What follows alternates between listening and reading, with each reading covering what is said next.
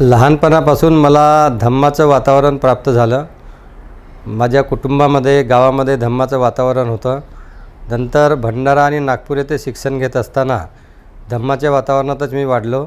नागपूरला Visvesvaraya regional engineering कॉलेजमध्ये शिकत असताना नागपूरच्या दीक्षाभूमीवर जाण्याचा मला अनेकदा योग आला आणि तिथलं वातावरण बघून बुद्ध धम्माविषयीचे ग्रंथांचा मी अभ्यास तेव्हाच सुरू केला 1982ला.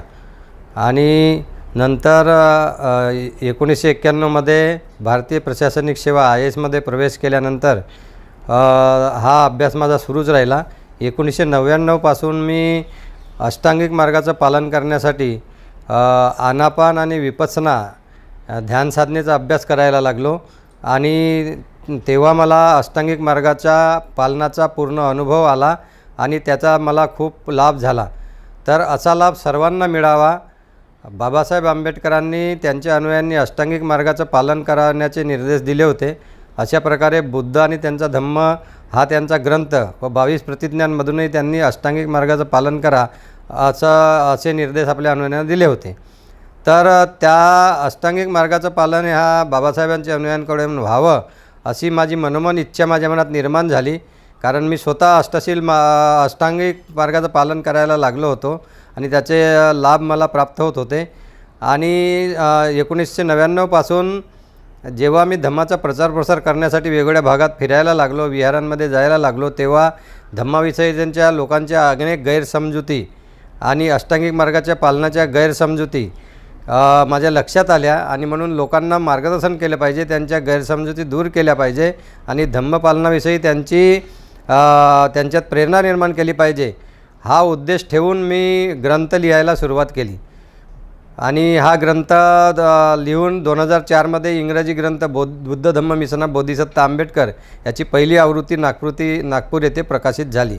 तर याचा मुख्य उद्देश हाच होता की लोकांना धम्म आचरणाविषयी प्रोत्साहन मिळावे, त्यांच्यात प्रेरणा निर्माण व्हावी व त्यांनी प्रत्यक्ष अष्टांगिक मार्गाच्या पालनामध्ये स्वतःला झोकून द्यावे. बुद्ध धम्म मिशन बोधिसत्व आंबेडकर हा माझा ग्रंथ इंग्रजी भाषेत असल्यामुळे हा ग्रंथ ऑक्टोबर 2004मध्ये प्रकाशित झाल्यानंतर तो जगभर पोहोचला.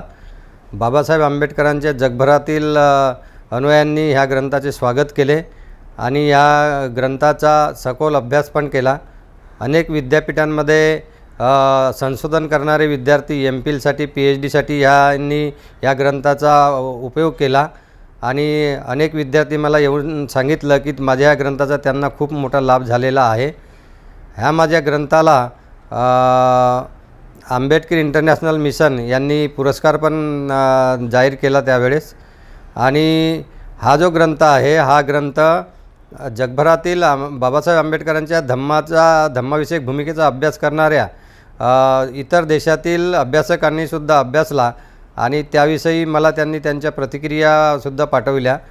अनेक जागतिक स्तरावरील भिक्खूंनीसुद्धा ह्या ग्रंथाविषयी सकारात्मक अशा प्रतिक्रिया मला पाठवल्या आणि बाबासाहेबांच्या धम्मविषयक भूमिका अशा प्रकारे मांडून बुद्धाची मूळ शिकवण बाबासाहेब आंबेडकरांनी त्यांच्या भगवान बुद्ध आणि त्यांच्या धम्म ग्रंथात सांगितलेली आहे. याचा खूप जोरदारपणे समर्थन करणारा हा ग्रंथ धम्मपालनासाठी बाबासाहेब आंबेडकरांच्या अनुयायांमध्ये खऱ्या अर्थाने प्रेरणा निर्माण करेल अशी अनेक जगातील विचारवंतांनी ग्वाही दिलेली आहे. हा ग्रंथ 2004मध्ये जेव्हा प्रकाशित झाला तेव्हा माझा अष्टांगिक मार्गाच्या पालनाचा अनुभव हा जवळजवळ 4-4.5 वर्षे होता आणि अष्टशील पालनाचा अनुभव जवळजवळ 1 वर्ष होता.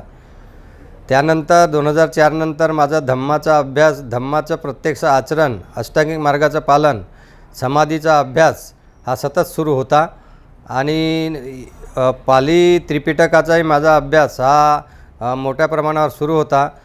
पाली भाषेत मी MA पण मधल्या काळात झालो.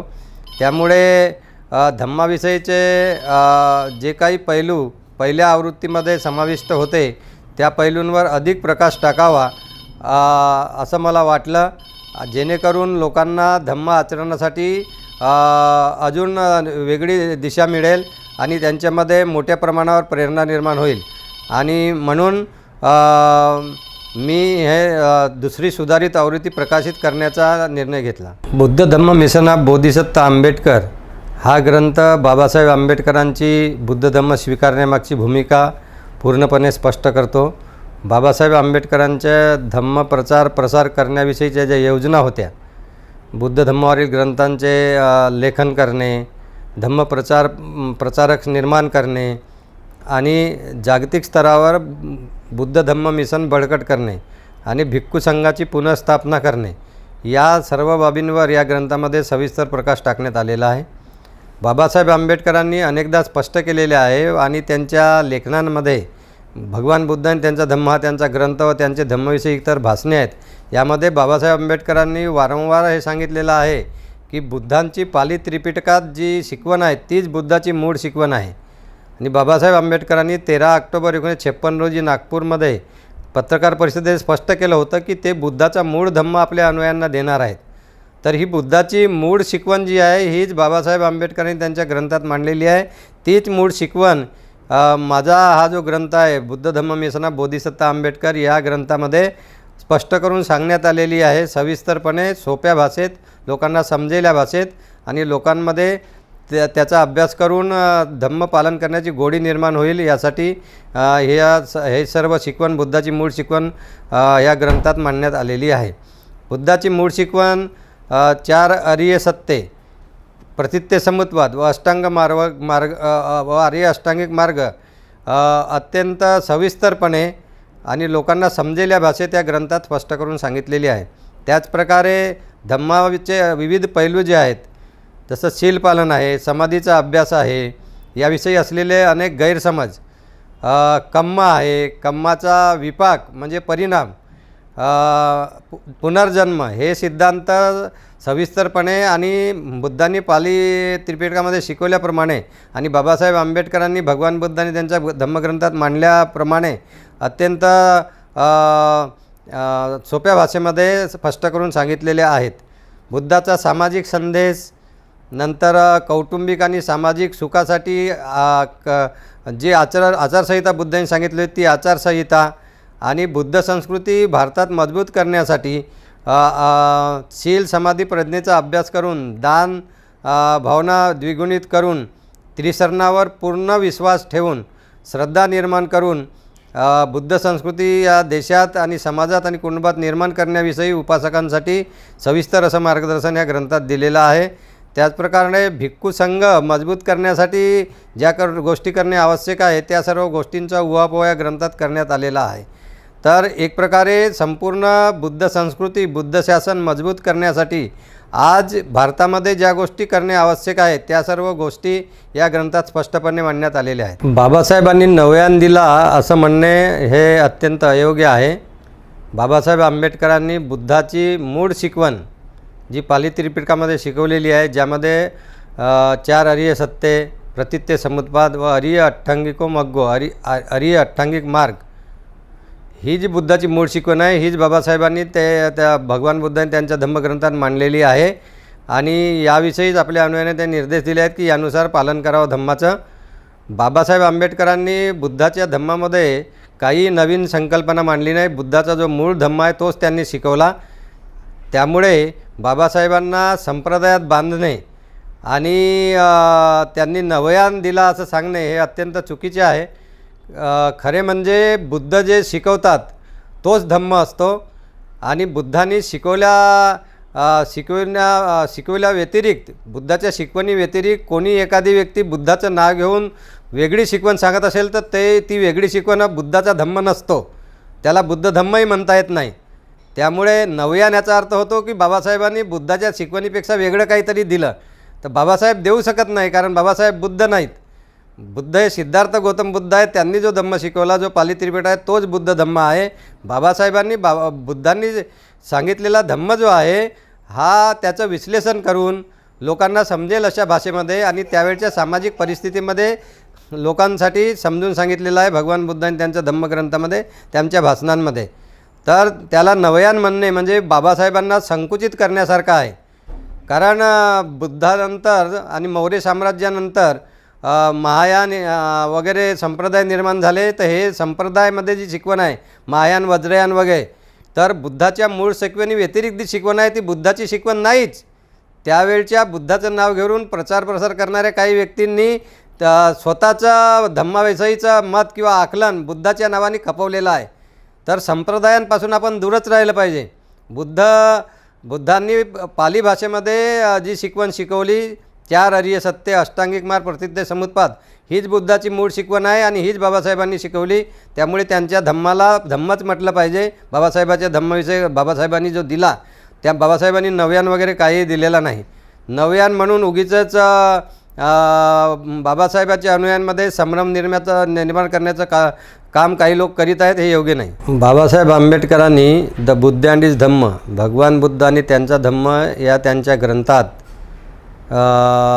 प्रस्तावनेत 4 प्रश्न उपस्थित केले होते. त्यापैकी पहिला प्रश्न हा 4 आर्य सत्यांविषयीचा आहे.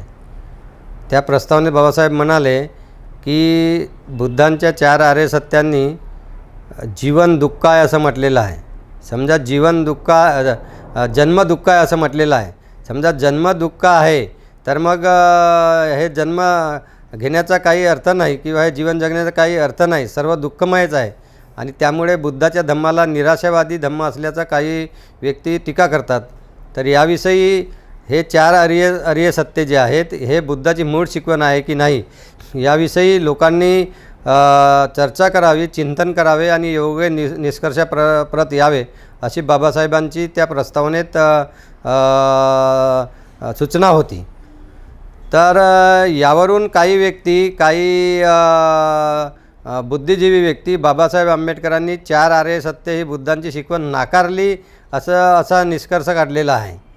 काही पाश्चिमात्य विचारवंतांनीसुद्धा बाबासाहेब आंबेडकरांनी 4 आर्य सत्य ही बुद्धांची शिकवण नाही असं म्हटलेलं आहे. तर हे योग्य नाही. जरी प्रस्तावनेत बाबासाहेब आंबेडकरांनी 4 आर्य सत्यांचा प्रश्न निर्माण करून याविषयी लोकांनी चिंतन करून 4 आर्य सत्य बुद्धाची योग्य शिकवण कशी आहे हे इतर लोकांना समजावून सांगावं. आणि बुद्धाचा धम्म हा निराशावादी धम्म नाही, तो आशावाद शिकवतो, हेच लोकांना पटवून द्यावं. यासाठी बाबासाहेबांनी लोकांनी या विषयावर चर्चा करावी, चिंतन करावे व खरी माहिती लोकांना समजून सांगावी, ह्या हेतूने तो प्रश्न उपस्थित केला होता. खरं म्हणजे बाबासाहेब आंबेडकरांचा भगवान बुद्ध आणि त्यांचा धम्म हा ग्रंथ 4 आर्य सत्यांचा पुरस्कार करतो. बाबासाहेब आंबेडकरांनी या ग्रंथामध्ये बुद्धाचे पहिलं प्रवचन याविषयी एक प्रकरण लिहिलेलं आहे. त्यामध्ये सम्यक दृष्टीविषयी माहिती सांगताना बाबासाहेब असं लिहितात की अविद्या नष्ट करणे हे सम्यक दृष्टी आहे. आणि मग अविद्या म्हणजे काय हे सांगत असताना बाबासाहेब म्हणतात, अविद्या म्हणजे आर्य सत्य न जाणणे हेच अविद्या होय. तर जेव्हा बाबासाहेब आंबेडकर भगवान बुद्ध आणि त्यांच्या धम्मग्रंथामध्ये आर्य सत्य न जाणणे म्हणजे अविद्या होय असं सांगतात आणि अविद्या नष्ट करणे म्हणजे सम्यक दृष्टी आहे असं म्हणतात, याच्यावरूनच हे स्पष्ट होते की बाबासाहेबांना 4 आर्य सत्य ही बुद्धाची मूळ शिकवण आहे आणि त्यानुसार आपण आचरण केलं पाहिजे, हेच त्यावरून सुचवायचं आहे, सांगायचं आहे. त्याचप्रकारे भगवान बुद्ध आणि त्यांच्या धम्मग्रंथामध्ये बाबासाहेब आंबेडकरांनी भगवान बुद्ध आणि पोट्टपाद यांच्यातील संभाषण मांडलेलं आहे. त्या संभाषणामध्ये पोट्टपाद बुद्धांना विचारतो की तुम्ही काय शिकवलेलं आहे, तुम्ही हे शिकवलेलं आहे का की जग अनंत आहे, की पुनर्जन्म आहे, की मृत्यूनंतर परत जन्म आहे की नाही, अशा साऱ्या काही गोष्टी शिकवल्यात का असं प्रश्न विचारतो. तर ते म्हणतात की मी या गोष्टींवर भाष्य केलेलं नाही. तर मग ते म्हणतात पोट्टपाद की बुद्ध की तुम्ही काय शिकवलेलं आहे. तेव्हा बुद्ध त्या पोट्टपादला सांगतात मी हे शिकवलेलं आहे की दुःख आहे, ह्या दुःखाचं कारण आहे, दुःख निरोध आहे, म्हणजे दुःख नष्ट होते ही बाब मी सांगितलेली आहे आणि दुःख निरोधाचा म्हणजे नष्ट करण्याचा मार्ग मी सांगितलेला आहे. 4 गोष्टी सांगितलेल्या आहेत. तर हे दुःख आहे, दुःखाचं कारण आहे, दुःख निरोध आहे आणि दुःख निरोधाचा मार्ग, हे 4 आर्य सत्य आहेत. त्या 4ही गोष्टी मी शिकवलेल्या आहेत असं बुद्ध पोट्टपादाला सांगतात. बाबासाहेब आंबेडकरांनी भगवान बुद्ध आणि पोट्टपाद यामधील हे संभाषण, पूर्ण संभाषण भगवान बुद्धांनी त्यांच्या धम्मग्रंथात लिहिलेलं आहे. समजा बाबासाहेबांना मान्य नसतं, 4 आर्यसत्य नाहीत असं त्यांना वाटलं असतं, तर मग पोट्टपादाला बुद्धांनी दिलेला जे उत्तर आहे ते लिहिलं नसतं बाबासाहेबांनी भगवान बुद्ध आणि त्यांच्या धम्मग्रंथामध्ये. तर याविषयी सर्व बाबासाहेबांच्या अनुयायांनी काळजीपूर्वक बाबासाहेबांच्या भगवान बुद्धांनी त्यांच्या धम्मग्रंथाचं वाचन केलं पाहिजे, परीक्षण केलं पाहिजे, चिंतन केलं पाहिजे. आणि 4 आर्य सत्य, याला 4 अरिय सत्य म्हणू शकतो. अरिय हा जो शब्द आहे याचा पालीमध्ये अर्थ होतो श्रेष्ठ, नोबल. तर कालांतराने काही लोकांनी ह्या अरिय शब्दालाच आर्य म्हणणं सुरू केलेलं दिसते. म्हणजे आर्य हा जो शब्द जो 4 आर्य सत्यमध्ये वापरतो त्याचा अर्थ श्रेष्ठ असाच आहे, आणि हा शब्द बाबासाहेबांनी वापरलेला आहे. त्यामुळे आर्य म्हटलं म्हणून हा वंशवाचक शब्द होत नाही. म्हणजे आर्य वंशाचे लोक भारतात आले वगैरे त्याचा ह्या आर्यशी काही संबंध नाही. ह्या आर्यचा अर्थ होतो पालीमध्ये अरिय. अरिय म्हणजे श्रेष्ठ. आणि अरिय लोक म्हणजे बुद्धाच्या शिकवणीनुसार श्रोतापन्न, सकृतागामी, अनागामी आणि अरहंत, मग्ग आणि फल प्राप्त करणारे 8 प्रकारचे जे व्यक्ती आहेत, ज्याला अट्टपुरुष पुद्गल आपण म्हणतो, ते 8 प्रकारचे व्यक्ती ज्यांचा श्रावक संघ तयार होतो, त्या श्रावक संघाचे सदस्य म्हणजेच आर्य लोक, अरिय लोक. आणि त्याला निगडीतच हा आर्य सत्यांचा सिद्धांत आहे. दुःख आहे, दुःखाचं कारण आहे, दुःख निरोध आहे, दुःख निरोधाचा मार्ग आहे. तर हे 4ही आर्य सत्य बाबासाहेब आंबेडकरांनी भगवान बुद्धांनी त्यांच्या धम्मग्रंथामध्ये मांडलेले आहेत. आणि ते 4 आर्य सत्यांची शिकवण पूर्णपणे बाबासाहेबांनी स्वीकारलेली. गौतम बुद्धाच्या महापरिनिर्वाणानंतर 3 महिन्यानंतर राजगृह येथे सातपर्णी गुहेमध्ये 500 अरहंत भिक्खूंची संगीती झाली होती. महाकाश्यप, भंते महाकाश्यप त्याचे अध्यक्ष होते. या संगीतीमध्ये 500 अरहंत भिक्खूंनी त्यांनी बुद्धाची जी शिकवण ऐकली होती ती सर्व शिकवणीचं त्यांनी गायन केलं. आणि त्या 500 अरहंत भिक्खूंनी सर्वसंमतीने ही बुद्धाची खरी शिकवण आहे हे घोषित केलं. आणि ती शिकवण नंतर अंतिम करून त्यांनी भिक्खूंना मुखोद्गत करून ती शिकवण एका पिढीपासून दुसऱ्या पिढीपर्यंत पोचविण्यासाठी त्यांनी निर्देश दिले. तर ही जी मूळ शिकवण आहे 500 अरहंत भिक्खूंनी ही अंतिम केलेली जी शिकवण आहे ही शिकवण म्हणजेच पाली त्रिपिटक. आपल्याला माहिती आहे की जो भिक्खू किंवा जी व्यक्ती अरहंत होते ती व्यक्ती कुठलंही चुकीचं काम करू शकत नाही. जे खरं आहे, सत्य आहे तेच वचन हे अरहंत बोलत असतात. तर आपल्याला माहिती आहे की भंते आनंद जे होते बुद्धाचे सेवक, हे नेहमी बुद्धाच्या जवळ राहायचे. आणि एकदा त्यांनी ऐकलं तर सर्व त्यांना पाठांतर होऊन जायचं. तर बुद्धांनी त्यांना वचन दिलं होतं की जे शिकवण ते आनंदाच्या अनुपस्थितीत देणार ती शिकवण ते परत आनंदाला येऊन सांगणार. आणि त्यामुळे तथागताच्या संपूर्ण धम्मविनयाची माहिती आनंदाला होती. आणि ह्या आनंदाने बुद्धाच्या सर्व शिकवणीविषयी पहिल्या संगीतीमध्ये भिक्खू संघासमोर मांडलं. आणि ते बुद्धाची खरी शिकवण अशी भिक्खू संघांनी मान्यता दिली. आणि त्यानंतरच त्याचा त्रिपिटकात समावेश करण्यात आला. त्याचप्रकारे भंते उपाली जे होते हे विनयामध्ये पारंगत होते.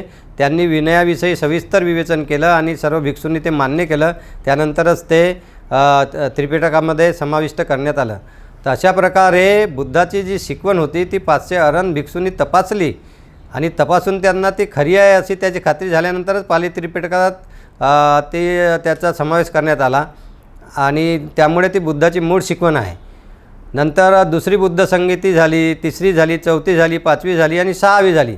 तर 1954-56ला रंगूनमध्ये 6वी बुद्ध संगीती झाली. त्यामध्ये सर्व देशाचे भिक्खू होते. त्यांनी पाली त्रिपिटकाचे परत गायन करून ती बुद्धाची योग्य शिकवण आहे असं शिक्कामोर्तब केलं.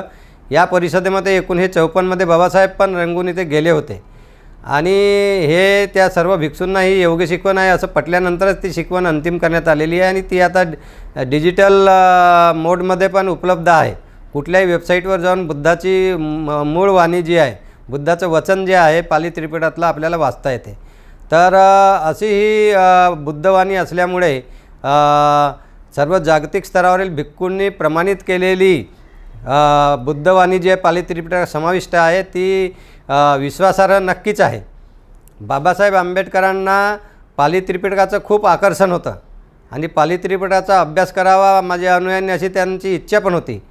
जेव्हा त्यांनी भगवान बुद्धांनी त्यांचा धम्मग्रंथ लिहिला त्या मागची पार्श्वभूमी त्यांनी रंगूनमध्येच 1954ला मांडली होती, बुद्ध धम्माच्या पुनरुज्जीवनाची. त्यामध्ये त्यांनी लिहिलं होतं की लोक पाली त्रिपिटकाचे 73 ग्रंथ वाचू शकत नाही, म्हणून एक लहान ग्रंथ पाहिजे, म्हणून त्यांनी भगवान बुद्धांनी त्यांचा धम्मग्रंथ लिहिला.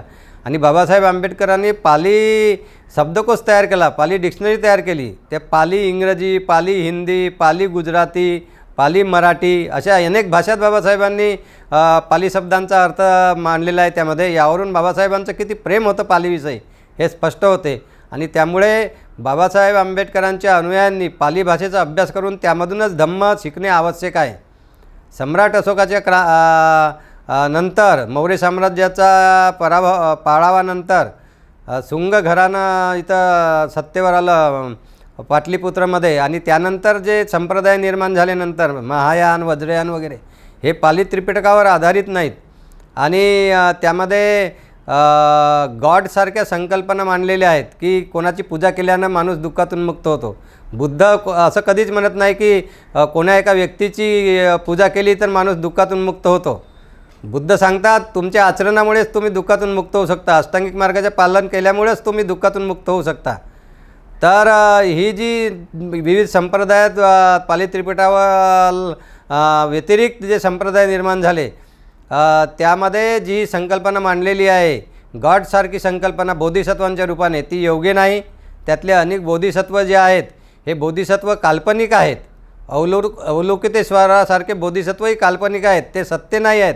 खरं म्हणजे कुठल्याही व्यक्तीचा जन्म आईवडिलापासून झाला पाहिजे. अवलोकितेश्वरांचा जन्म हा त्यांच्या आईवडिला कुठल्या आईवडिलांपासून झाला आहे कुठेही नाही.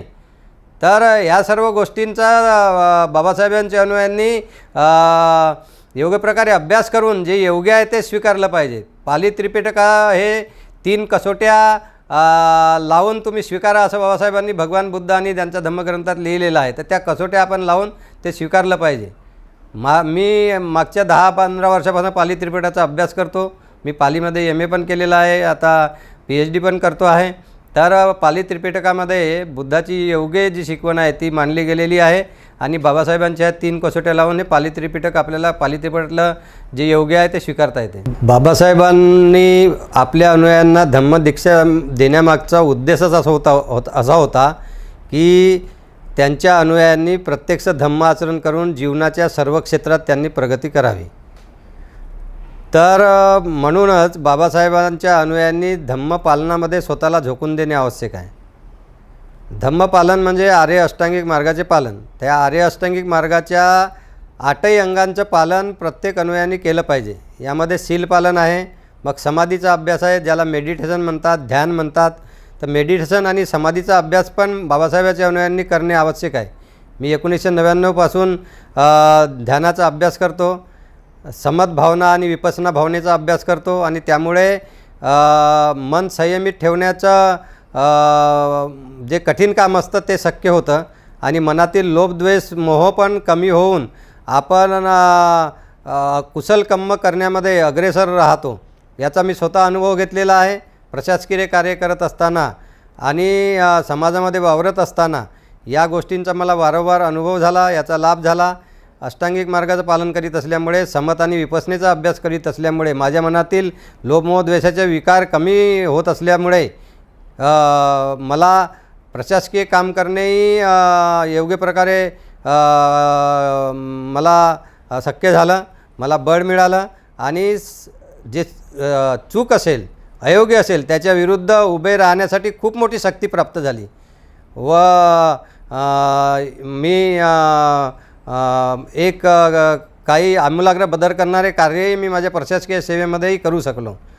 तर कसं आहे की काही बाबासाहेब अनुयायी सांगतात की समाधीचा अभ्यास करू नये, हे अत्यंत चुकीचं आहे. अष्टांगिक मार्गामध्ये सम्यक समाधी आहे, सम्यक स्मृती आहे, सम्यक व्यायाम आहे. हे समाधीचे 3 अंग आहे. त्याचं पालन केल्याशिवाय अष्टांग मार्ग पालन होऊ शकत नाही.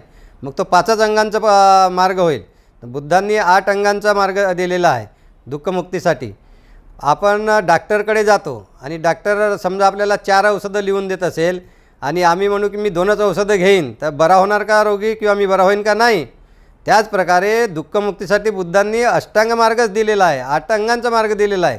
त्याचं संपूर्णपणे पालन होणे आवश्यक आहे. आणि अनेक समाधीचा अभ्यास करणारे अनेक बाबासाहेबांचे उत्तम काम करीत आहेत आणि मी त्याचा स्वतः अनुभव घेतलेला आहे. तर बाबासाहेबांच्या अनुयायांनी संपूर्ण अष्टांगिक मार्ग समाधीसह पालन करण्यासाठी आपला वेळ दिला पाहिजे, अभ्यास केला पाहिजे आणि दिवसातून 1-2 तास वेळ द्यायला काहीच हरकत नाही. आणि लोक उगीचच काही योग्य काम न करता फिरण्यामध्ये, चर्चा करण्यामध्येच वेळ घालवतात आणि वेळ मिळत नाही म्हणून सबबी सांगतात. हे योग्य नाही. आपला आणि अष्टांगिक मार्गाचं पालन केलं तर आपला खूप वेळ वाचतो, विनाकारण वाया जात नाही आणि आपल्याला धम्म पालनासाठी वेळ देता येतो. तर हे एक काम बाबासाहेबांच्या अनुयायांनी केलं पाहिजे. आणि दुसरं काम धम्म प्रचारासाठी त्यांनी स्वतःला झोकून दिलं पाहिजे. त्यासाठी धनद्रव्य दिलं पाहिजे, दान केलं पाहिजे आणि अष्टांगिक मार्गाचं पालन करून काही लोकांनी प्रचारक म्हणून पण समोर आलं पाहिजे. परंतु एक गोष्ट अजून बाबासाहेबांनी केली पाहिजे, जे धम्मपालन करत नाही त्यांनी धम्मप्रचारामध्ये उगीचच हस्तक्षेप करू नये किंवा धम्मपालन न करता, आचरण योग्य न ठेवताही धम्मपालन करण्याची उठाठेव काही लोकांनी मुळीच करू नये. यामुळे बाबासाहेबाच्या धम्म मिशनला एक प्रकारे अडथळा येऊन ती वाईट दिशेला जात आहे, असेही काही उदाहरणं समोर येत आहेत. तर हे टाळलं पाहिजे. धम्मपालनाशिवाय आणि शील सदाचाराशिवाय आपण धम्मप्रचारक होऊ शकत नाही. तर धम्म आचरण आणि धम्म प्रसार यासाठी बाबासाहेबांच्या अनुयायांनी स्वतःला झोकून द्यावं असं माझं बाबासाहेबांच्या अनुयायांना सांगणं आहे आणि हीच सूचना मला करावीशी वाटते.